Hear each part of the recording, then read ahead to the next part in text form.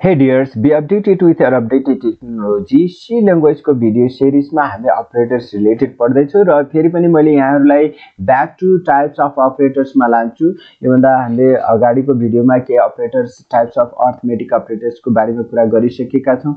Different operators with different example. अहिले relational अपरेटर्सहरु हामीसँग छ। यो रिलेशनल अपरेटर्स चाहिँ एउटा मैले फंक्सन पढाउँछु पहिला सुरुमा, जस्तै कन्ट्रोल स्टेटमेन्ट्सहरु if else if यस्तो पढाइसकेपछि हामी यसमा क्लियर हुन्छौं हैन। अहिले मैले यसमा लगिन रिलेशनल अपरेटर्सलाई मैले अहिले अभोइड गरे किनभने मैले त्यो कन्ट्रोल स्टेटमेन्ट्स यहाँहरुलाई क्लियर कन्सेप्ट दिनै पर्ने हुन्छ यो बुझ्नको लागि अझै क्लियरली।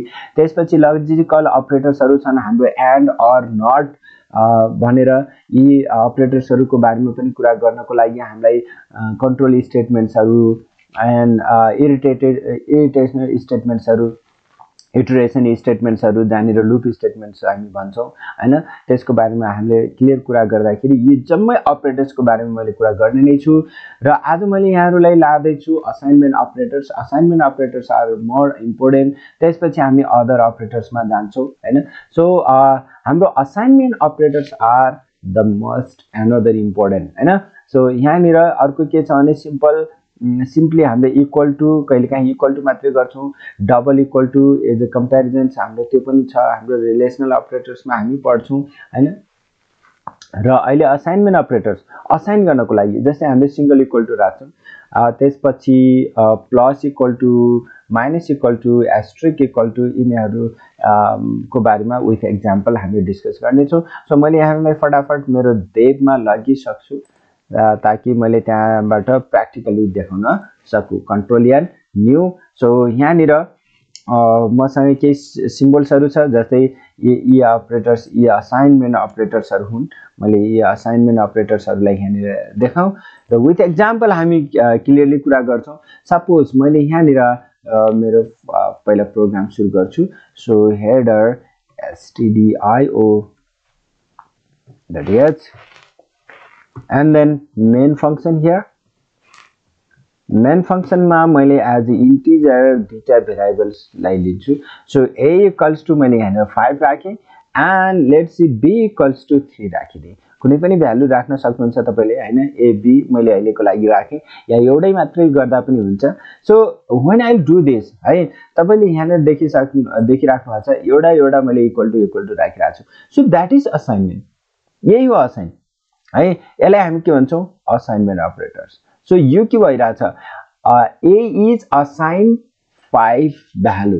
सो 5 चाहिँ a मा असाइन भइराछ, स्टोर भइराछ है, यसले होल्ड गरिराछ। अब यहाँनिर a को भ्यालु मैले प्रिन्ट गरे भने मेरो के आउँछ 5 आउँछ। सो b को भ्यालु प्रिन्ट गरे भने 3 आउँछ हैन। सो लेट्स सी जस्तै मैले यहाँनिर प्रिन्ट एफ गरे। सो यहाँनिर as okay, so the value of a and b राख्दिए है। सो यहाँनिर लड गर्दिउँ। So let's see here a equals to मैले यहाँनिर %d राखिदिन्छु and b equals to पनि %d राखिदिन्छु ताकि मेरो सेपरेटली देखियोस् a, b तपाईले यहाँ देख्न सक्नुहुन्छ। So let's I am going to execute. So यहाँनिर असाइन operator ओके। सो तपाईले यहाँनिर a र b को भ्यालु यहाँनिर देखिराख्नु भएको छ। a equals to 5 b equals to 3 किनभने हामीले असाइन गरेका छौं। यदि यो ठाउँमा जस्तै अब हामीले यो ठाउँमा मैले यदि कुनै अरु भ्यालु असाइन गरे भने या यो ठाउँमा मैले अहिलेको लागि लेट्स सी यहाँनिर के गर्दिन्छु भने a equals to b गर्दिन्छु। यहाँनिर मैले अर्को भ्यालु यहाँनिर अर्को भ्यालु मैले असाइन गर्ने। So let's see how you can find. अहिले यहाँ के पाउनु भयो 3 किन पहिला पो यहाँनिर थियो यो लाइनमा तर यहाँ लाइनमा मैले अर्को गर्दिसके। या यसलाई हामीले कपी गरेर तपाईले गर्न सक्नुहुन्छ। सपोज फर्स्ट हामीले यहाँनिर 5 र 3 आउँछ। त्यसपछि मैले यहाँनिर असाइन गर्दिसकेपछि अर्को यहाँनिर अर्को भ्यालु आउने भयो हैन। अर्को सेकेन्डमा 3 आउने भयो।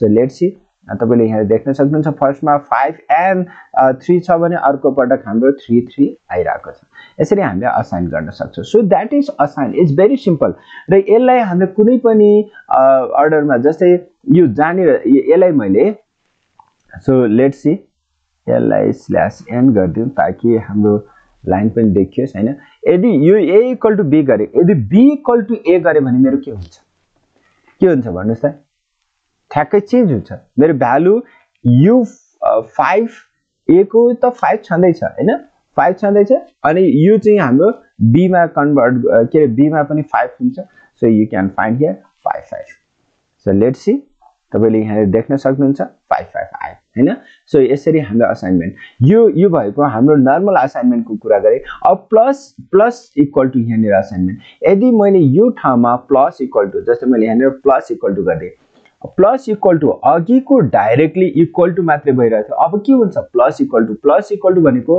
यही 3 मा 5 प्लस भएर आइजा भन्नुको मतलब अब हाम्रो यहाँ निर के आउने भयो त 8 आउने भयो सो लेट्स सी यहाँ निर 5 र b को भ्यालु हाम्रो 8 आउने भयो यी हेर्नुस् त 8 आउने भयो यसले के गर्छ भने लाइक पहिला प्लस गर के को भ्यालु प्लस गर a को भ्यालु प्लस गर र स्टोर गर अर्थात यसलाई हामीले अर्को भाषामा कसरी पनि लेख्न सक्छौं भने यसलाई मैले एज अ कमेन्ट राखिदिन्छु र यसलाई अर्को भाषामा हामीले लेख्न सक्छौं b मा के गर यो जुन b मा प्लस के गर a गर यो भन्नु र यो भन्नु एउटै हो यही b मा प्लस a गरेर अर्को नयाँ b बना है b मा असाइन गर है भनेको है सो यसरी हामीले असाइन गर्छौं सो यसलाई पनि एक्जिक्युट गरे भने मेरो फेरि त्यही नै आउँछ सी हियर एउटै हो है त्यसै गरेर यो ठाउँमा माइनस गरे भने हाम्रो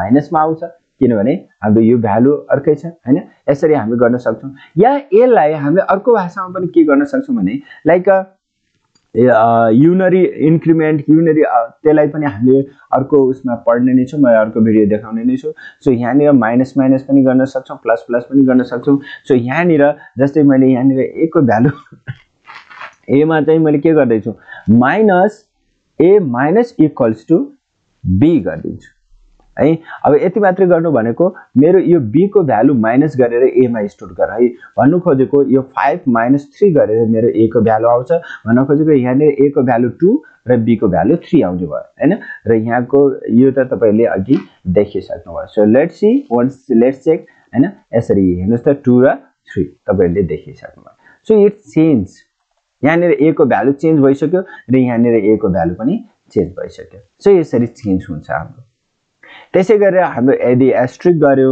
डिभाइड गर्यो हैन मोड्युल गर्यो भने पनि यसले रिमाइन्डर क्याल्कुलेट गर्छ र स्टोर गर्छ अनि त्यसपछि यो डिभाइड क्याल्कुलेट गर्छ र स्टोर गर्छ मल्टिप्लाई गर्छ र स्टोर गर्छ सो लेट्स सी यो पनि हामी हेरौं हैन सो मैले यहाँ एस्ट्रिक राखिदिए र यो ठाउँमा